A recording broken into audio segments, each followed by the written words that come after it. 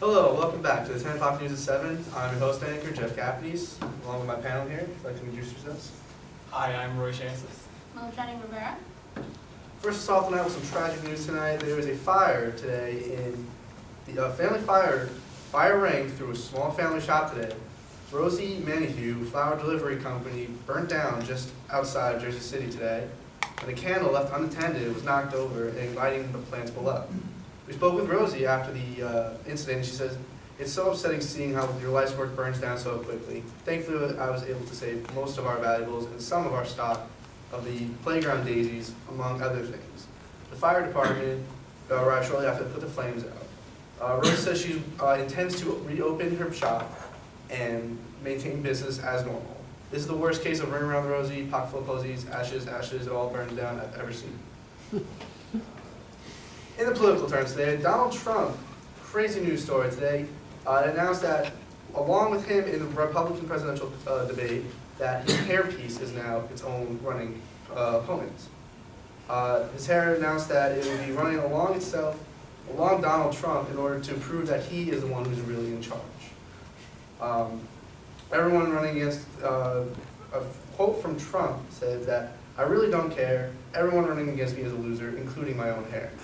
With Trump's hair in the race, Marco Rubio and Ben Carson dropped to third and fourth, with the hair taking second in the Republican nominees. Now we'll jump over to sports with Roy. How's everyone doing? I'm Roy Chances with sports.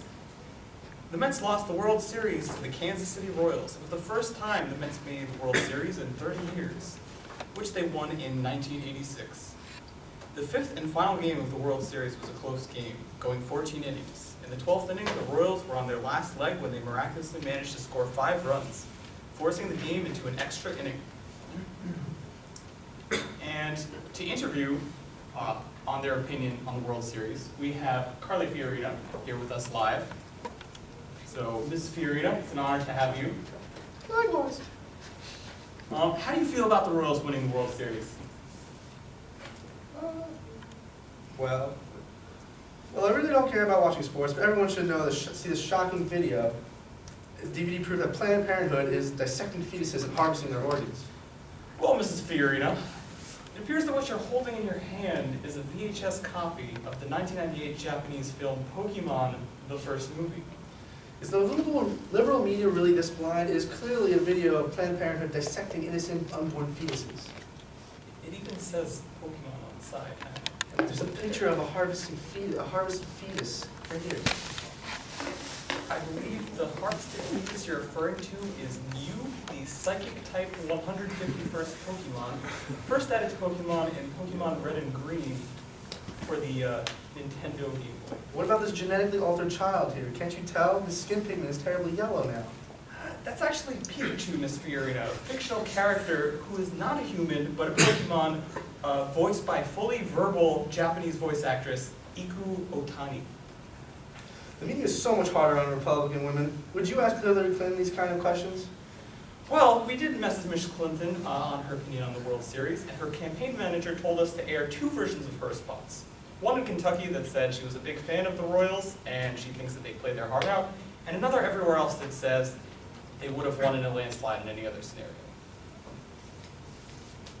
Well, that's all the time we have for today. Thank you for your time, Ms. Fiorina. Thank you. So, in other news, in baseball, the Knicks beat the Wizards 117-110. The Wizards played a hard-fought game against the Knicks, with John Wall scoring 25 points and Bradley Beal scoring 26. However, Melo, Galloway, and the Knicks simply played better when it mattered. Carmelo, who had been in a slump leading up to the game, scored an unprecedented 37 points. Here to talk with us today about the Knicks game is President Republican nominee Ben Carson.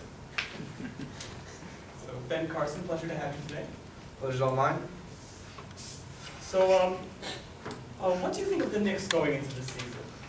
Look, the Knicks are an American team, and America is a lot like Nazi Germany. Okay. And you know what would stop Hitler from being able to take over Germany? Wow. Okay. If they were armed. Are you insinuating that Obama is Hitler and the Democratic Party is equivalent to the Nazi Party in World War II era Germany? Now, I'm not saying that. Also, Obamacare is the worst thing to happen in this country since slavery. Wow. Do you have any factual evidence to back up any of these claims, Mr. Carson? Yes, I do. Here's a picture of President Obama I found on Instagram next to Hitler. Coincidence? I think not. All right, well, thank you for your wonderful insight, Mr. Carson, and I wish you all the best in proving that the pyramids in Egypt don't store mummified bodies and were visited by aliens. Yep, you gotta catch them all. That's what the kids are saying these days. Indeed. In esports, the Korean League of Legends team, SK Telecom, won their second world championship this weekend. They are the first team in history to ever win multiple world tournaments, and the first team to have multiple players win worlds more than once. Faker, the mid laner for SK Telecom, and Bengi, two repeat champions, alongside their coach Koma, crushed the KOO Tigers in a decisive 3-1 victory. Here to talk to us about SK Telecom and Korean dominance in the League of Legends scene is presidential nominee Donald Trump. So thank you for being here today, Mr. Trump. Yeah, whatever. Just make sure the camera's on my face. All right, wonderful. So how do you feel about Korean dominance in the League of Legends scene? It was an all-Korean final. How do you think Korean teams will do in the future? Just be sure the camera's up close to my face. And now look, China, I love China. China's great. China's a wonderful nation. But you know what's more wonderful? The United States of America. That's what's more wonderful. We gotta bring these jobs back from China into American hands. Mr. Trump, you are aware that China is a separate country from South Korea, correct? Potato, potato. Potato, potato. That's all I'm saying is, we gotta get these illegal immigrants out of our country. They can get in everyone, like everyone else. Let's see. You know, Mr. Trump, I've noticed you built a wall between us.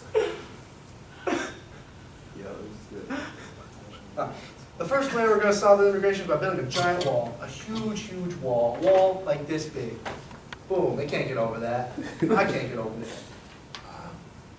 Mr. Trump, you do realize that China is across the Pacific Ocean, yes? That's where we're gonna build it. We're gonna build it in the ocean. Do you plan to restrict the continent of China from accessing the Pacific Ocean? It's the only way to keep the immigrants out. Okay. And what if they come by plane? We're gonna have to shoot them down. How are you going to detect illegal immigrants on planes? Illegal immigrants seeking missiles. Fair enough. All right then. I hope your view on illegal immigrants resonates with as many of the people who sit outside of 7-Eleven and complain about immigrants taking their jobs as possible, Mr. Trump. You're welcome. Well, that's all we have time for in sports. We're going to transfer it on down to our AccuWeather forecaster, Mildreni Rivera. Mildreni, take it away. Thank you, Roy. Good evening, everyone. I'm Mildreni Rivera, and welcome to the weather report across the country. So now let's start off with the weather in our area. Looks like the bipolar weather is upon us. If you see here, Thursday we'll be expecting 48 degrees and a cold drizzle. But then, you know, of course, there's going to be a huge increase in the weather, and on Friday we're going to be witnessing some warmer temperatures within the 72 degrees. And then for the rest of the week, we'll be in the 60s, and on Wednesday, once again, we'll be witnessing a few more showers. So have your umbrellas prepared and your cold medicine on hand as the flu season is vastly approaching. And up next, I prepared a few weather-appropriate outfit suggestions so you can have an idea of what to wear during this week of weather. See here, Monday, you have your hoodie. Tuesday, hoodie and a hat. Then Wednesday with all the rain. And then Thursday, you know, beautiful weather again. You could start wearing the shorts. And Friday, we're back to hoodie season. But don't be discouraged. The cold weather is creeping up on everyone, especially in California. If we take a look at this week's weather forecast in Sacramento, you'll notice the weather is at a consistent level of 50 degrees. In case you folks on the East Coast are wondering what 50-degree weather looks like in California, here's a closer look. However, that isn't how 50 degrees feels like to the residents of California. To them, 50 degrees looks and feels a lot more like this.